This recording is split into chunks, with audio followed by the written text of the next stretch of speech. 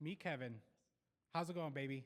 Great. What a great audience, by the way, Yeah. out here. This is great. So thank you so much, y'all, for having me. Yeah, I'm excited that I saw you at that airport and was like, dude, are you going to speak at WealthCon? Let's go. That's Yeah. amazing. Thank you for coming to that, by the way. Yeah, I know. So we got to get straight to it. So we got 15 minutes. I want to Sure. get as much information from you as possible. All right. So breaking news today, obviously, Joe Biden dropped out of the presidential race. How do you think that's going to affect the real estate market?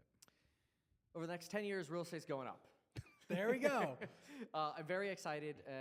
I think we're going all in, and we think rates are going straight down. If we have a little mini recession, it'll just drive rates lower even faster. Okay. So do you think that Trump is going to pressure interest rates to drop faster? Yeah, either way, if the economy hits recession, we're going to zero. Trump is absolutely going to try because that's what he does. Yeah. I mean, we saw him in 2018. Yeah. And I have to say, the more I think back to 2018, the more I do wonder if his pressure ended up influencing Powell to stop raising rates. Because I covered that throughout the end of 17 to the end of 2018, where there was, hey, we're going to start raising rates here, we're going to start normalizing, and Yeah. Trump was hounding on him to lower it. And eventually they did. Yeah, I remember at that time I was a realtor and I had like 10 listings and I was like, dude, I'm so excited. I got 10 listings on the market. And then like a month later, I had the same 10 listings. And that was the first time that I experienced interest rates affecting the shock. real estate market. Yeah. I felt the same thing, man. That was tough. It was like May of 2018. Yeah. We were like, oh, this should be a slam dunk. We're underlisting it. All of a sudden, rates go up. We're like, oh, wow, we're high. Yeah. But that actually helped me because then in 2022, I was holding probably around 15 flips when interest rates went up. I stopped buying and dumped everything as quickly as possible, and other people kept buying and ended up going bankrupt or For sure. going out of business. Yeah, don't want to buy flips going into increasing rate environment. Yeah. But now we're facing the opposite. I mean, Yeah. we've topped out. Inflation's over. Yeah. It's just a matter of time now. Okay, so what are you doing right now in real estate? Buying as much as possible. Just, a couple days ago, we were up in NorCal. I think we bought a couple million of real estate. We're in escrow on 3 deals, so maybe like 2.2 or so. We're writing another 6 offers today and tomorrow on some SoCal and actually most all SoCal on these offers.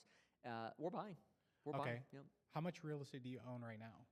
Well, we've got our real estate startup House Hack. Okay. We're so grateful. We raised from YouTube about 50. And probably once we deploy the rest of what we have, which is about another 10-ish to go, Yeah. once we deploy the rest of that, we might go for either another fundraise or something else, and then just keep buying real estate. Got it. What does your real estate business look like employee-wise? Like, who do you have there? Yeah, we've got a pretty diverse mix, mostly because we have so many things going on, and they all sort of complement each other. For example, we look at what we've got with social media complementing the real estate business because you're providing free advertising to that business, whether it's through fundraising or tenants in the future or employees, or in the longer term, again, more fundraising. Yeah. Then we created a broker-dealer, which we think that will contribute to fundraising as well for our company. But that's something that we'll announce later this year. It's a little bit more complicated, a Yeah. lot more licensing involved. And then, of course, we've got the real estate business itself, where we've got our in-house property management, in-house construction, we have an in-house attorney, and we really try to do everything that we can ourselves. Got it. So I guess like more specifically on your house buying business, like how many acquisition people do you have? Are you doing acquisitions? Who does dispositions? Who does operations? Well, we don't sell, and so most of the property management is formulaic. So if new issues come up, I'm involved pretty regularly. Like, oh, never had this scenario before. It's like, okay, here's how to handle that. I've done that before, so that's pretty easy. So I'll get involved in that. Acquisitions, I sign off on every single deal. Eventually, that'll scale, but I mean, we're not doing so many deals where it's so hard. I mean, we probably can, with the capacity we have now, we could probably do 10 times as many deals. Got it. I always find there's no shortage of deals in real estate. It's a shortage of money. Yeah. Like at some point, you just run out of money. Yeah, You need exactly. more. Yeah, but so just so you know, as a house flipper, right?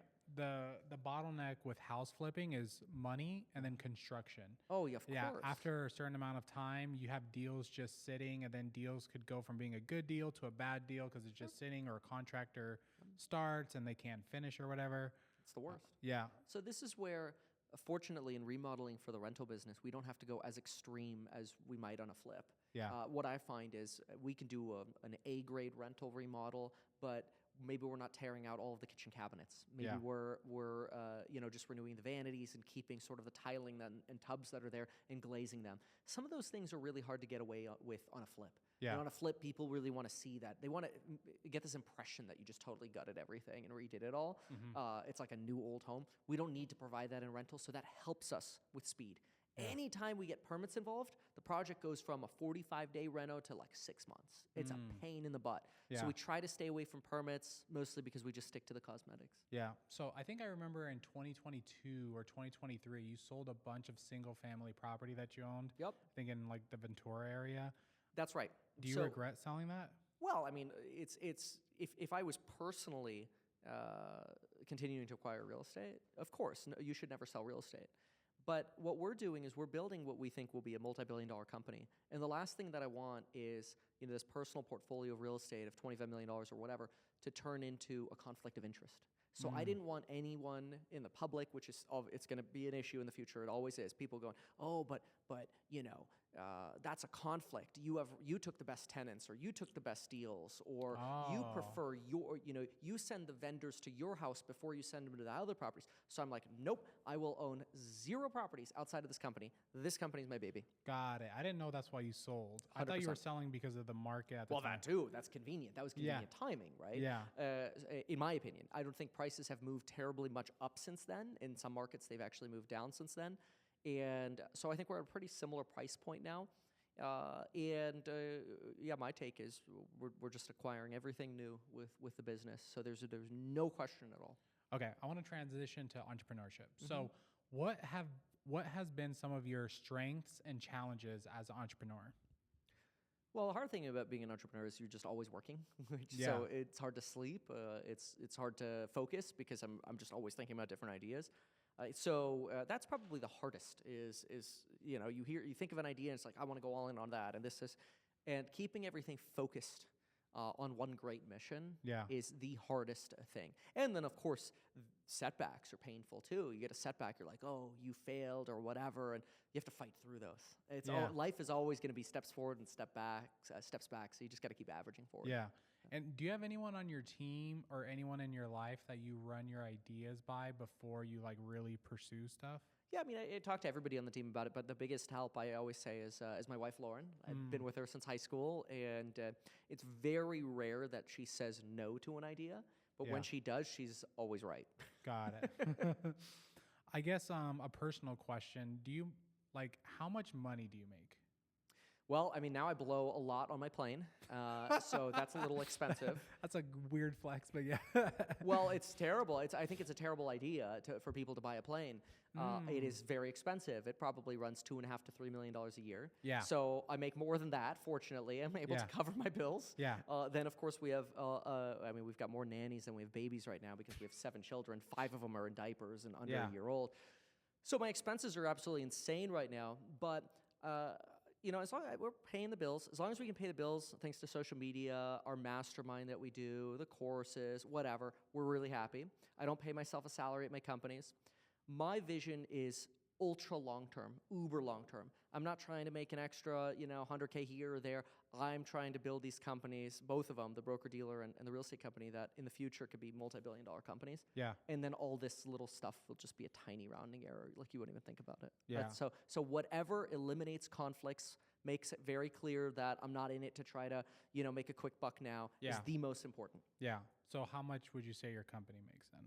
Well, it's multiple companies. I mean, House Hack collects rent, but we spend more on our expenses now than we make on rent. Yeah. Now, from an equity point of view, the company grows. Yeah. So, for example, we bought about 50 of real estate, we still have to deploy about 7. It's probably the 50 we buy will probably be worth about 60 to 65. Okay. So we think we did really well. So on an equity point of view, we're up 10 to 15 there. Our burn rate's about 2, and our rent's probably close to 2, slightly below 2. Yeah. So that's the real estate business. My broker dealer we're spending a lot of money on hasn't even started operating. Yeah. What about social and like education? Yeah, all of the money I make on social media just goes to expenses. Almost all of it right now. How much do you make from social media? I mean, it's probably it's a fraction of what it was during COVID, but maybe 4 to 5 4 to 500,000 mil.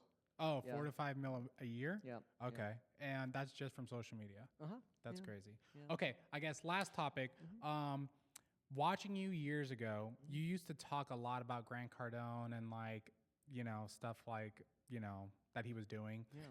Do you feel like you're kind of how do I say it? You're starting to be similar to Grant Cardone in some ways, where like before you were a realtor, now you're buying apartments. Before you were. Yeah, I mean, I get the comparison because it's the question is, I think what it really comes down to is distilling what did I not like about Cardone. Yeah. And so what I didn't like about Cardone was I didn't love his model of very, very high syndication fees. I'm not opposed to people doing syndications, but my view was that he argued you should not buy your own house. Instead, you should invest in my fund. And I thought that was disingenuous. So my belief is that, and you could have a great fund, you could have great programs, great buildings, but my belief is that everybody should buy their own home. It's the fastest way to build wealth quickly. Everybody should buy their own rental portfolio. And once they have a base set themselves, then of course you can diversify into other investments. Yeah. So we won't have a traditional fund. We will have more of a company. So we'll be a lot more of like an Invitation Homes or a Lennar developer, right? It's an equity building company, basically. Yeah. And I know you guys are very different, obviously, in like personalities. How do you make sure that you're leading your team like as a great leader? Well, I think the biggest thing is you got to do what you say you're going to do, right? So if it's like, hey, we gotta double down, we got to cancel the vacation, it's election season, we got to go crank content, we got to be doing that.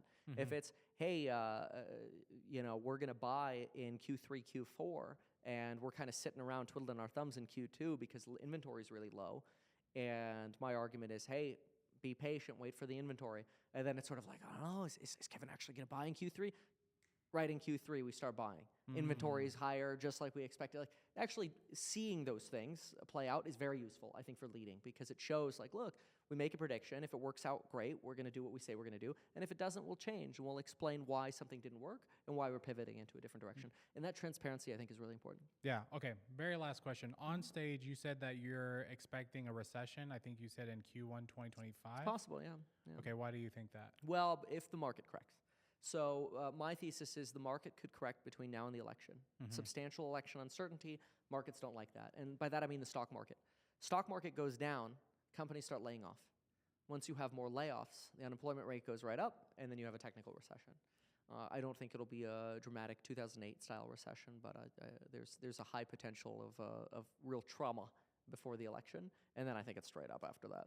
Okay, got it. If people want to invest with you or learn more about what you're doing in real estate, where do they go? Meet Kevin on YouTube. Okay, beautiful. Thank you for coming on, brother. Thanks, I man. really appreciate it. Great question.